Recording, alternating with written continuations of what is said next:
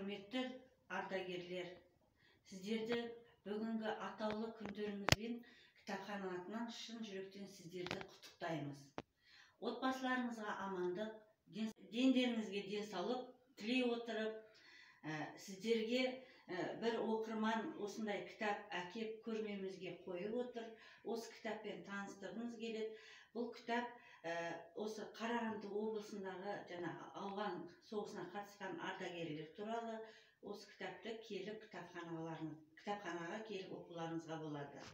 Тағы да сіздерді құттықтаймыз, денсаулық тілейміз.